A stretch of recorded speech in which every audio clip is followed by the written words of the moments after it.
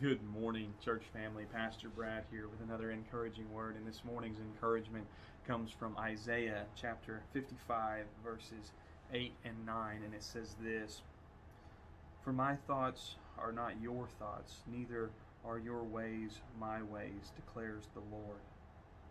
For as the heavens are higher than the earth, so are my ways higher than your ways, and my thoughts than your thoughts." I tend to be a person who wants to be in the know. I want to know what's going on. I want to know the circumstances or the details of the circumstances that I find myself in. I want to know what's happening. I want to know what's going to happen. Oftentimes I pray and I ask God, what is it that you're doing? What are you doing? And the fact of the matter is, though God is gracious to us on a number of occasions, and He'll allow us to see what's going on, or give us some indication as to what He's doing, that's not always the case.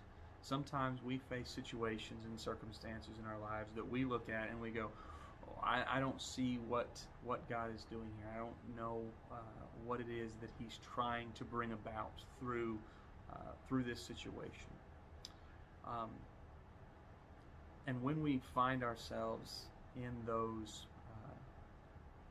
circumstances, it can be a little disheartening. It can be a little frightening, because we can't see what's going on. We don't know what's going on. But in the midst of that, we can know something vitally important, probably more important than what actually is going on, and that is we know who's in charge of what's going on.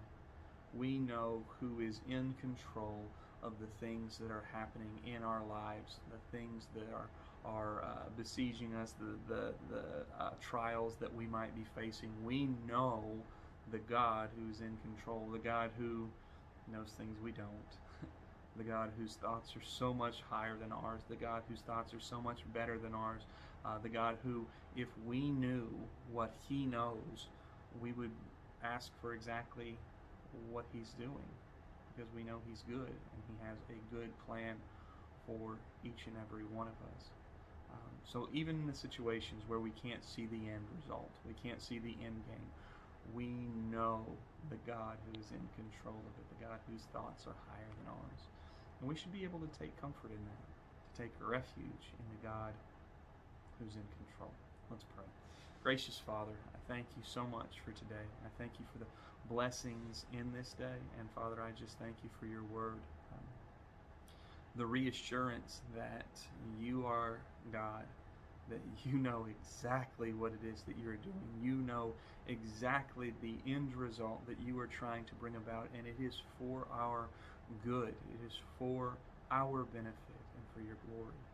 And so, God, we just pray that you would give us the strength and the faith to trust in you even when we don't see, knowing, God, that you are all wise and that you are loving towards your children. We thank you and we praise you for that knowledge.